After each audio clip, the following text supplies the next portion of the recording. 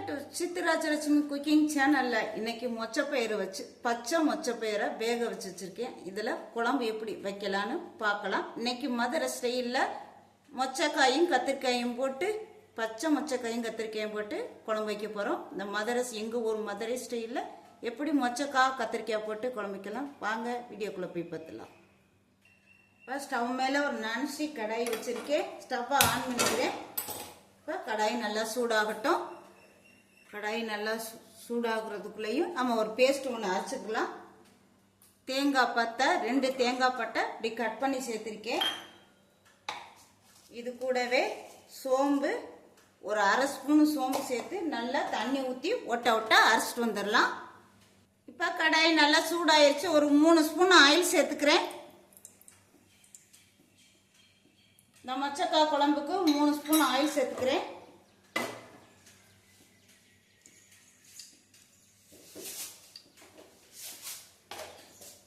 Oil நல்லா சூடாயிருச்சு. கடுகு சேர்த்துக்கிறேன். கடுகு நல்லா பொரிஞ்சு வந்ததுக்கு அப்புறம் பொடியா நறுக்குனா சின்ன வெங்காயம் அதையும் சேர்த்துக்கலாம்.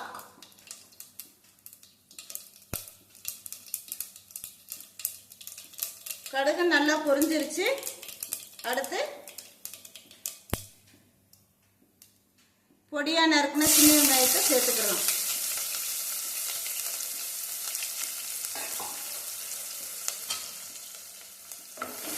வெங்காயம் நல்லா பொன்னிறமா நல்லா வதங்கி வரணும். அப்பதான் டேஸ்டா இருக்கும். இப்ப கழுவி வச்ச கருவேப்பிலை தலைய இது கூடவே சேர்த்துக்கலாம். சேர்த்துட்டு நல்லா வதக்கி விட்டுறணும்.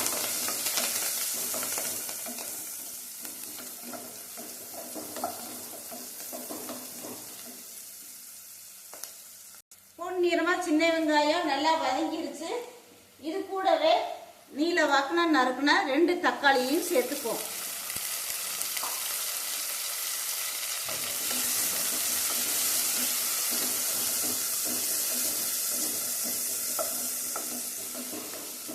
தக்காளியை அவ்வளவு சீக்கிரம் வதங்காது. அது கூட உப்புத்தூள் சேர்த்துக்கலாம். வேணும்னா மிக்சியில அடிச்சு சேர்த்துக்கலாம். இப்ப இது கூட நான் உப்புத்தூள் சேர்த்துக்கிறேன் தக்காளி வதங்குறதுக்கு.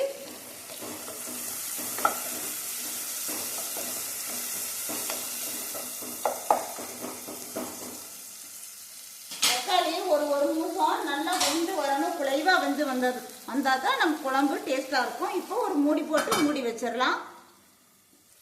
இப்ப தக்காளியில நல்லா எண்ணெயோட நல்லா குழைவா வந்துருச்சு. இப்ப இது கூட குழம்பு தூள் சேர்த்துக்கலாம்.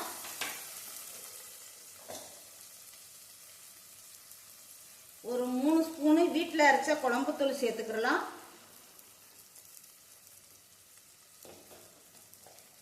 இது கூட 1 ஸ்பூன் காரத்தூள் சேர்த்துட்டு அந்த பச்சை வாடை போகணும். ஒரு எண்ணெயிலே ஒரு வதக்கி விட்டுறலாம். இப்ப இது கூட 1/4 கிலோ கத்திரிக்காய் இப்படி கழுவி கட் பண்ணி இருக்கேன். இது கூடவே சேர்த்துப்போம்.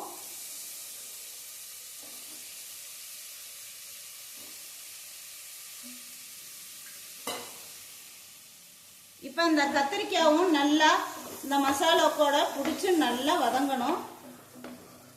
இந்த பச்சை வாடை போகணும்.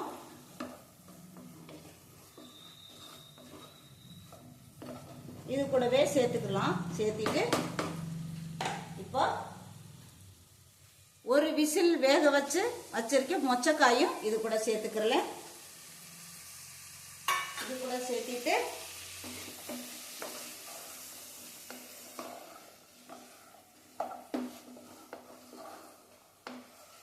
இந்த பச்சை வாடை போகணும். இந்த மசாலா கூட சேர்ந்து நல்லா வதங்கி வரணும்.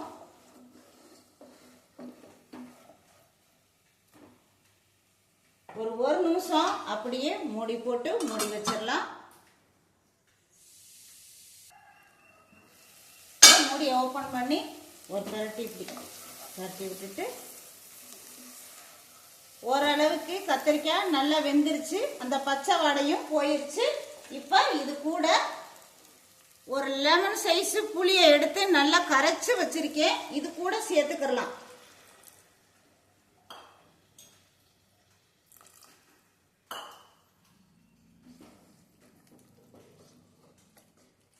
இப்போ இதுக்கு தேவையான தண்ணியும் சேர்த்துடலாம். இந்த குழம்புக்கு தேவையான தண்ணியும் சேர்த்துடலாம். சேர்த்துட்டு இதுக்கு தேவையான ஏற்கனவே நான் வெங்காயம் வதங்குறதுக்கு தக்காளி வதங்குறதுக்கும் சேர்த்து உப்புத்தூள் சேர்த்துனேன். இப்போ கொஞ்சமாக குழம்புக்கு சேர்த்து பார்த்து போட்டுக்கோங்க. கலந்து விட்டுட்டு மறுபடியும் ஒரு மூடி போட்டு மூடி வச்சிருவோம். அந்த பச்சை வாடை போகணும். போனதுக்கப்புறம் பார்ப்போம். ஒரு கொதி வரட்டும். இப்போ மூடி ஓப்பன் பண்ணி பார்த்தலாம். நல்லா கொதி பிடிச்சி வந்து பாருங்க, அருமையான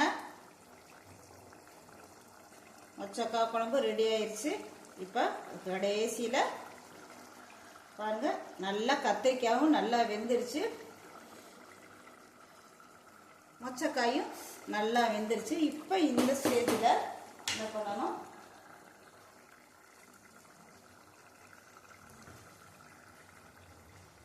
அரைச்சி வச்ச தேங்காய் விழுதுகளை சேர்த்துக்கலாம்.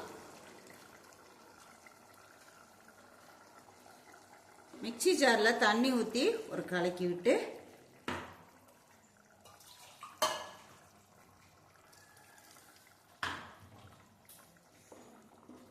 இப்படி கலந்து விட்டுட்டு, தேங்காய் சேர்க்காமையே இந்த குழம்பு அருமையாக இருக்குங்க. தேங்காயும் சேர்த்துட்டோம், தேங்காயும் சோம்பு சேர்த்து அரைச்ச விழுதுகளை சேர்த்துக்கிட்டோம்னா ரொம்ப டேஸ்டாக இருக்கும். அருமையான மொச்சக்காய் குழம்பு அவ்வளோதான், முடிஞ்சிருச்சு. இப்போ கொதி வரணும்.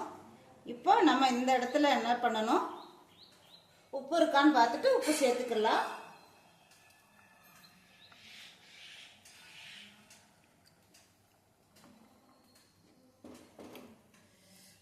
கொதி வரட்டும்.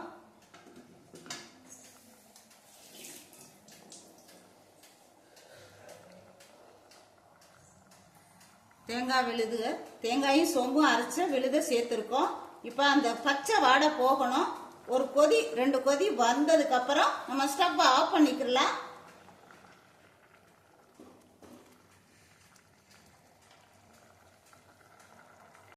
மறுபடியும் மூடி ஓப்பன் பண்ணி பார்த்தலாம். அருமையான கத்திரிக்காய் மொச்சக்காய் குழம்பு ரெடி ஆயிடுச்சு. மதுரை ஸ்டைலில், எங்கள் ஊர் மதுரை ஸ்டைலில் ரெடி ஆயிடுச்சு பாருங்க.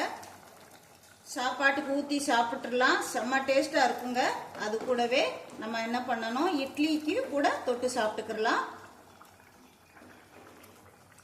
ரெடி ஆயிடுச்சு. அந்த பச்சை வாடை போயிடுச்சு. குழம்பும் அருமையான டேஸ்டில் இருக்குது. டேஸ்ட் பண்ணி பார்த்துட்டு டக்கராக இருக்குதுங்க.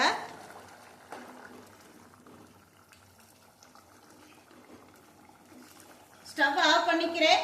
எங்கள் ஊர் மதுரை ஸ்டைலில் மொச்சக்காயும் கத்திரிக்காயும் போட்டு ஒரு புளி குழம்பு வச்சுருக்கேன். செம டக்கராக இருக்கும்.